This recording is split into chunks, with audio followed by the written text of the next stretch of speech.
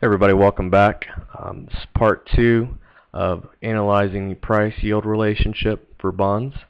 We've just finished going over the premium 5% bond at a market of 101 across different maturities and with different markups.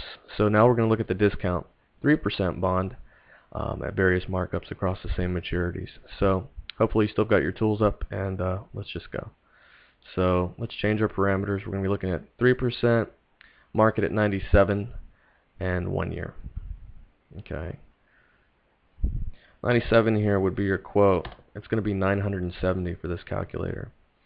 And we're going to change this to 3% bond, 1 year maturity, calculate.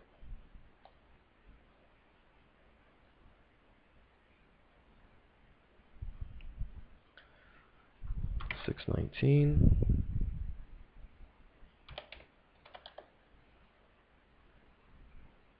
What are we going to look at? We're going to look at $10 markup. $10 market or 1 point would be 98 or 980, 3%, 1 year.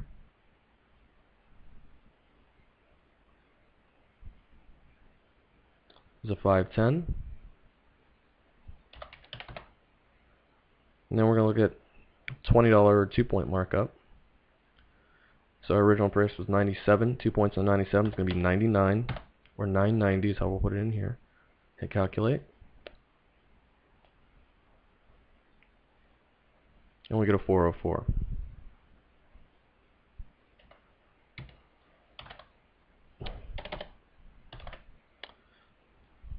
Moving right along, let's go to the 5 year. We'll start back off at 97, mark it up. 97 or 970, 3%. We're going to 5 years. Hit calculate.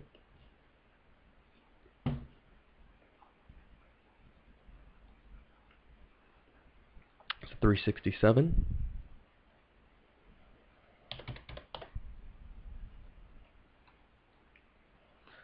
Let's mark it up a point to 98 or 980. Hit calculate. It's 344. Let's mark it up 2 points from 97. It's going to be 99 or 990 for the calculator. 3% at 5 years. Hit calculate. And we're looking at a 322. Okay, let's do the same thing with 10 years. So let's start back off. Market is 97 or 970.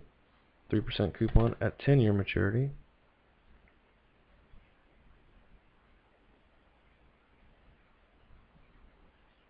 It's a 336.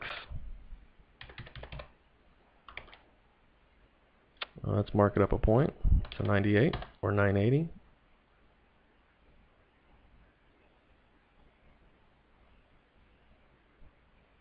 It's 324. And we'll mark it up 2 points to 99 or 990. And we got a 312. And finally, we'll go to the long 20-year maturity, and we start back off at 97 or 970. 20 years.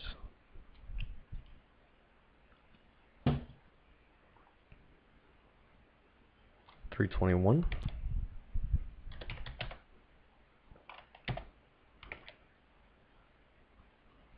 And we're going to mark it up a point to 980.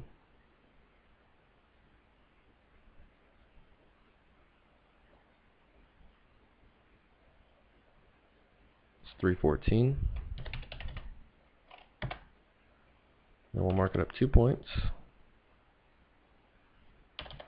990, 20 year.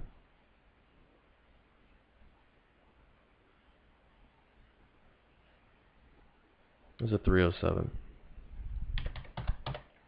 Okay, so now we've got some data to look at. So when we look at this, let's look at our premium bond first. Alright, so we can see if this bond is offered in the market at 101 and our broker or brokerage firm, wherever we access, would mark it up a point, or if you were just to pay a point more than the next guy, you'd receive a 294 yield, whereas the 396 was the basis.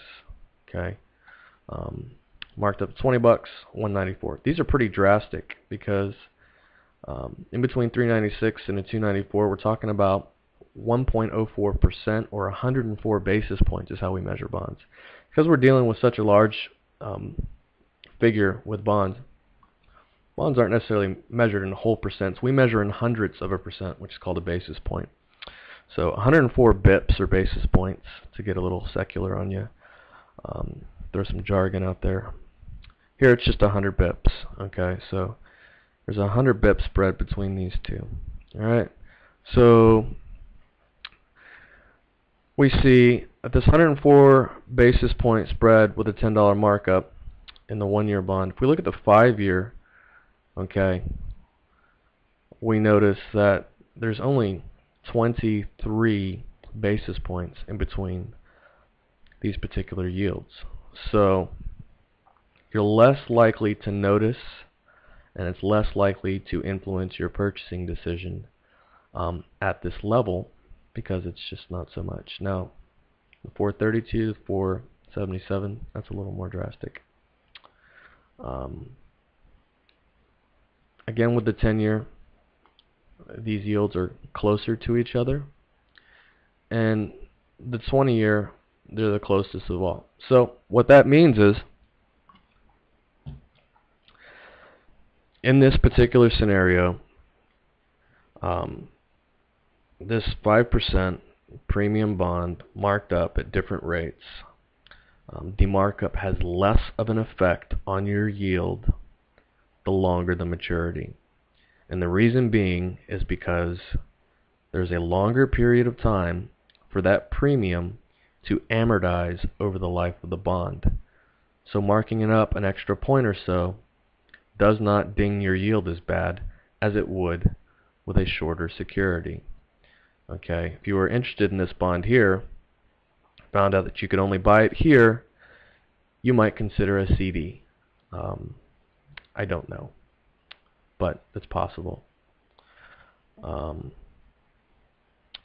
there is some incentive for you to really analyze these longer maturities.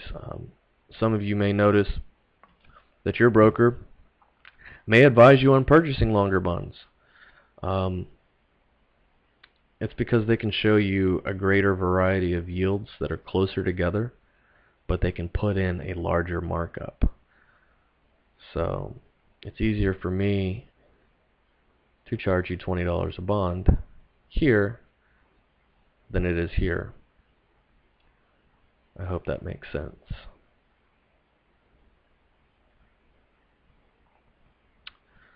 Now we see the same type of relationship with the spreads in the discount.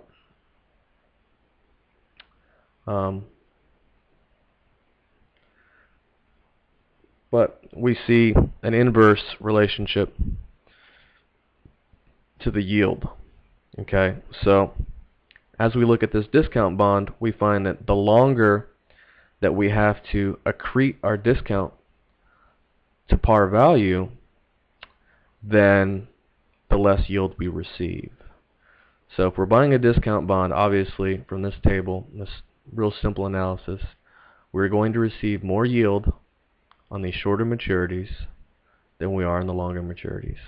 So hope this helps you guys out. There are some follow-up videos I'll be posting shortly. Stay tuned and check back. Thanks a lot. Bye-bye.